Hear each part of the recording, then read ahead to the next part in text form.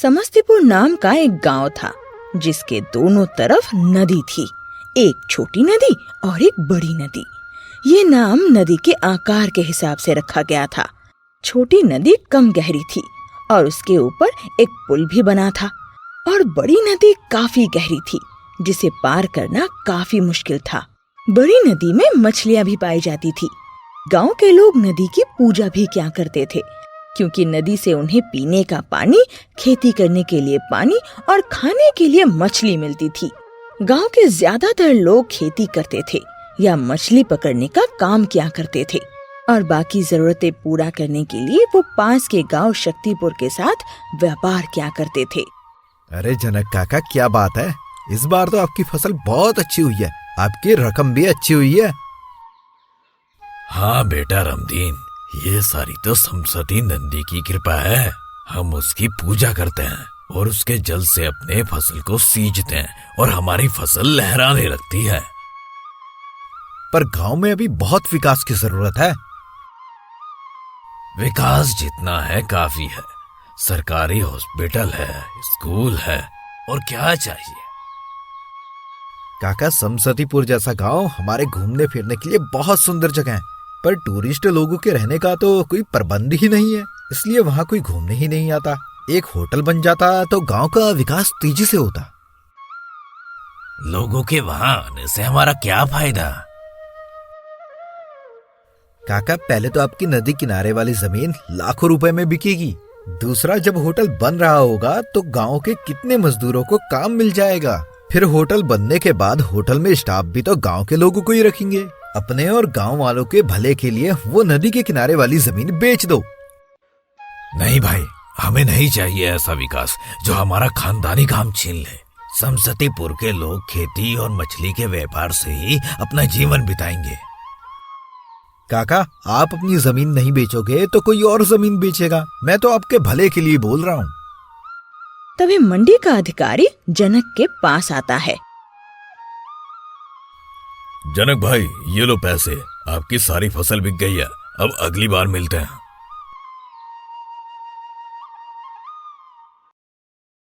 पिताजी, वो आज मंडी में कौन था जो आपसे आपकी जमीन बेचने को कह रहा था? बेटा, वो एक ठेकेदार है।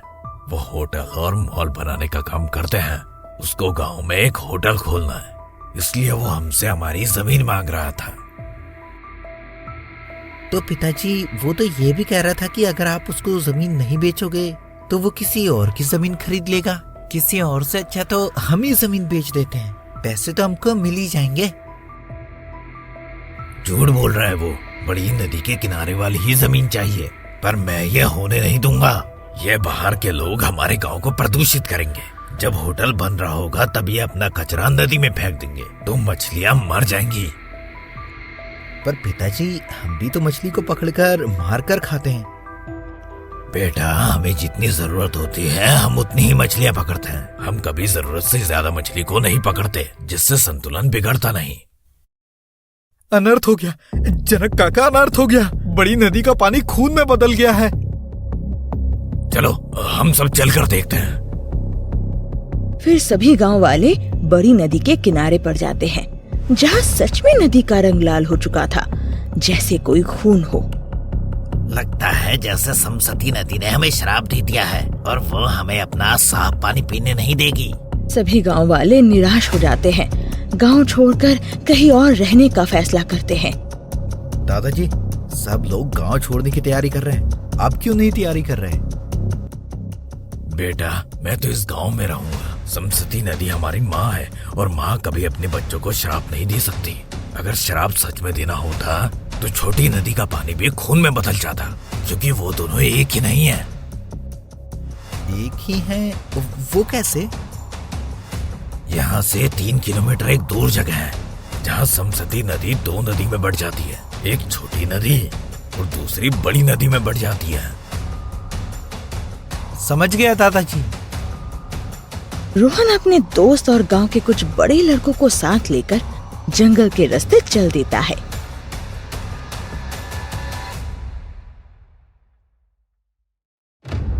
नदी की उल्टी दिशा पर जाकर नदी के रंग बदलने का कारण ढूंढने लगते हैं। जैसे जैसे वो आगे बढ़ने लगते हैं वैसे वैसे नदी का रंग और गहरा होने लगता है और थोड़ी दूर जाकर उन्हें वो जगह मिल जाती है जहाँ से नदी का रंग होना शुरू होता है, पर उससे पहले नदी बिल्कुल साफ है। यहाँ ऐसा क्या है जो यहाँ से पानी का रंग लाल होना शुरू हो जाता है? तभी एक कार आने की आवाज आती है और सभी छुप जाते हैं। कार नदी किनारे आती है और उसमें से रामदीप और उसका भाई राजदीप बाहर आता है। वाह भैया, क्या दिमाग लगाया है। चल जल्दी से लाल रंग की बोरियां निकाल कार से, इसमें छोटी छोटी छेद करके नदी में फेंक। इससे धीरे धीरे करके रंग नदी के पानी में घुलता जाएगा और लोगों को ये नदी खून की नदी लगेगी। पर भैया, कल रात ही तो इतनी बोरियां डाली थी, अब फिर से क्यों? उसका असर जल्दी खत्म हो जाएगा और पानी फिर से साफ हो जाएगा। अगर इस नदी को श्रापित साबित करना है तो 10 घंटे में 3 बोरी रंग छेद करके नदी में फेंकनी होंगी, तभी गांव वाले डर के गांव को छोड़ेंगे और हम इस गांव की जमीन पर होटल और मॉल बनाएंगे। गांव के लड़के छुपकर दोनों की सारी बातें सुन लेते हैं और उनको पकड़कर पुलिस के हवाले कर देते हैं। दोनों भाइयों की इस साजिश के लिए दोनों को जेल हो जाती है और कुछ दिनों बाद नदी का पानी फिर से साफ हो जाता है और गांव वाले फिर से अपनी जिंदगी आराम से जीने लगते हैं।